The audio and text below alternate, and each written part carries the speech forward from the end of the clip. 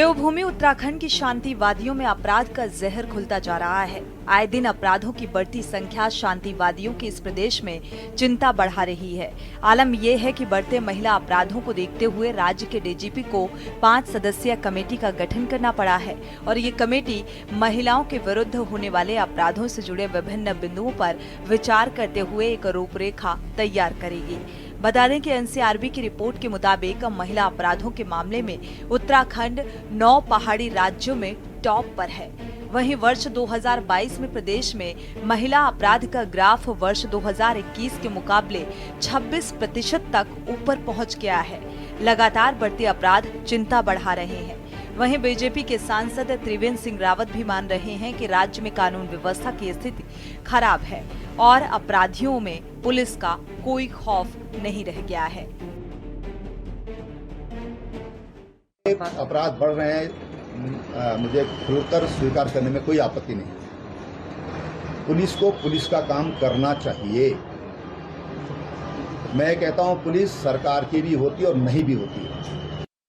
Action तो हुए हैं, कहीं पर कोई अपराध है, मैं समझता हूं कि अपराधी पकड़ में आ रहे हैं, इसमें कोई शक नहीं। लेकिन जो खौफ होना चाहिए गुंडे बदमाशों के ऊपर, क्योंकि पड़ोसी राज्य में दबंगई से कुचला जा रहा है, गुंडा तत्वों को, असामाजिक तत्वों को वहां पर दबंगई से कुचला जा रहा है। वो इधर शेल्टर कर रहे हैं, लेकिन चोर चोरी से जाए, बोलते हैं ना, क्या बोलते हैं, चोर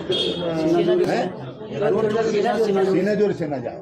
देखिए, महिला अपराधों की बात तो ये है कि लगातार मातृशक्ति सड़क पर आंदोलन कर रही है, बेटियों की सुरक्षा की गुहार लगा रही है। अंकिता भंडारी प्रकरण में अभी तक बेटी का जो आरोपी है, वीआईपी कौन है, उसका जवाब नहीं मिला। पुलिस और मंत्री जो है कमरे को वीआईपी बता रहे हैं।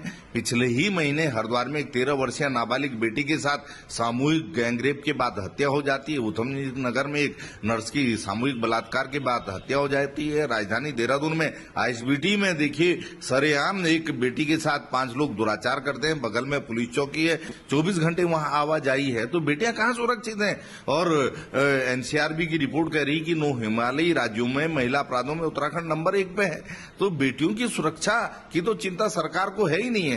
केवल बयानबाजियां हो रही हैं, मातृशक्ति आंदोलन कर रही है, लेकिन सरकार के कान पे जूं नहीं रेंग रही है। बेटी पढ़ाओ और बेटी बचाओ की बात करने वाले लोग बेटियों को सुरक्षा नहीं दे पा रहे हैं। आज बेटियां घर से निकलने में भी डर रही हैं। आखिर बेटियों की सुरक्षा की जिम्मेदारी है किसकी, ये बड़ा सवाल है। देखिए, एक तरफ तो भारतीय जनता पार्टी धाकड़ धामी की सरकार महिलाओं की बात करती है, बेटियों की बात करती है, और दूसरी तरफ आप देख रहे हैं कि शायद ही कोई हफ्ता या कोई महीना बचा हो जिसमें किसी महिला का उत्पीड़न ना हो, महिला के साथ कोई दुराचार ना हो। इस तरह की घटनाएं लगातार देवभूमि में बढ़ना एक तरीके से ये समाज के लिए बहुत ज्यादा एक चिंतनीय विषय है। और ये हम सभी के लिए, जो ये बहुत ही शांत प्रिय राज्य रहा है, और इस प्रकार से इनका अपराधों का बढ़ना और विशेष रूप से महिलाओं के प्रति बढ़ना एक तरीके से दिखाता है कि अब ये समाज जो हमारा है ये बदल चुका है। और हम जितनी जल्दी चेतना हमारी जागृत होगी, जितना ज्यादा हम संवेदनशील होंगे इन मुद्दों पे, तभी जाके ये ऐसे मामले रुक सकते हैं। और निश्चित रूप से सरकार का बिल्कुल फेलियर है। लगता है सरकार का है, पुलिस का डर अपराधियों में नहीं रहा है। आपको बता दें कि राज्य में अंकिता भंडारी समेत कई महिला अपराध राष्ट्रीय स्तर तक चर्चा का विषय बने। राज्य में बढ़ते अपराध को लेकर सियासत भी गर्मा गई। कांग्रेस ने पूरे प्रदेश भर में राज्य सरकार का पुतला दहन कर बदहाल कानून व्यवस्था के खिलाफ आक्रोश जताया। इस बीच महिला कांग्रेसियों ने रुद्रपुर में एसएसपी कार्यालय का घेराव किया। आरोप है कि पुलिस प्रशासन ने प्रदर्शनकारियों के साथ बर्बरतापूर्ण व्यवहार किया, जिसके बाद कांग्रेस ने दोषी पुलिसकर्मियों के खिलाफ कार्रवाई की मांग की है। और इसके साथ ही कांग्रेस प्रतिनिधिमंडल ने मुख्यमंत्री से मुलाकात कर राज्य की कानून व्यवस्था में सुधार की मांग की है। देखिए, बहुत सारे बिंदु थे मुख्यमंत्री जी से मुलाकात करने के। उसमें मुख्यतः बढ़ते हुए महिला अपराध तो हैं ही हैं, वहीं दलितों और अल्पसंख्यकों के साथ जो एक दुर्भावना से कार्रवाई की जा रही है, वो भी एक बड़ा मुद्दा था।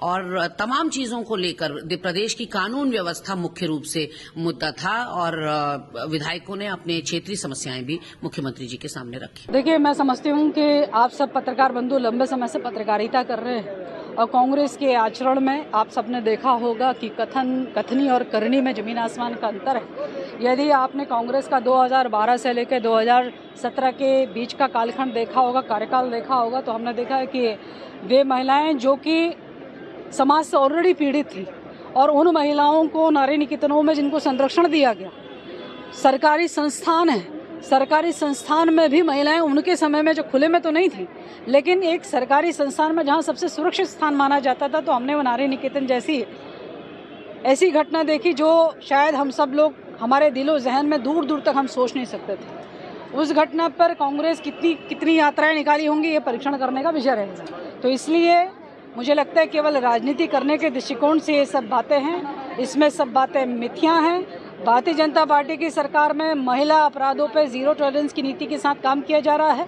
ये राष्ट्रवादी रीजनल पार्टी का सचिवालय कूच है। दो दृष्टि से ये महत्वपूर्ण है। एक तो जिस तरीके से महिलाओं के खिलाफ अपराध बढ़ रहे हैं, न सिर्फ राजनीतिक दल बल्कि उनके पार्टी के कार्यकर्ता और आम वोटर भी महिलाओं के खिलाफ अपराधों को राजनीतिक और धार्मिक चश्मे से देखने लग गए। यहाँ पे कोलकाता में कोई रेप मर्डर हो जाए तो जनता सड़कों पे आ जा रही है, और जब अंकिता भंडारी का मर्डर हो जाए तो सब वो लोग गायब हो जा रहे हैं। वो लोग जब आईएसबीटी में किसी महिला के साथ रेप हो जाता है तो क्योंकि वो एक मोमडन दूसरे धर्म की कोई लेडी है तो उसके खिलाफ कोई कुछ नहीं बोल रहे। तो बड़ा सवाल यह है कि जब तक महिलाओं के खिलाफ अपराध और अन्य अपराधों को राजनीतिक और धार्मिक दृष्टिकोण से देखा जाना बंद नहीं होगा, तब तक ये अपराध नहीं रुकने वाले। तब तक सरकारों के जो नेता हैं, पार्टियों के जो नेता हैं, वो ही महिलाओं के खिलाफ अपराधों को बढ़ोतरी करते रहेंगे। उन्हीं को जब तक संरक्षण देता रहेगा और जब तक वोटर और आम आदमी इसलिए चुप रहेगा कि ये फलानी राजनीतिक पार्टी का इसलिए इसमें चुप रहते हैं, ये कोलकाता का है इसमें बोल लेते हैं, तब तक ये अपराध रुकने वाले नहीं है। इसी को लेकर के आज हमारा सचिवालय कूच है। कुल मिलाकर राज्य में अपराध का ग्राफ बढ़ना चिंता की बात है। हालांकि राज्य का पुलिस प्रशासन कई मामलों में कार्रवाई तो कर रहा है, लेकिन जो तत्परता समय रहते दिखानी चाहिए, जो व्यवस्था होनी चाहिए, उसमें काफी कमी देखने को मिल रही है। वहीं प्रदेश में अपराध इस कदर तक बढ़ गया है कि खुद राज्य के पूर्व मुख्यमंत्री और मौजूदा सांसद त्रिवेंद्र सिंह रावत को भी स्वीकार करना पड़ रहा है कि अपराधियों में पुलिस का खौफ खत्म हो गया है। Uttarakhand desk report.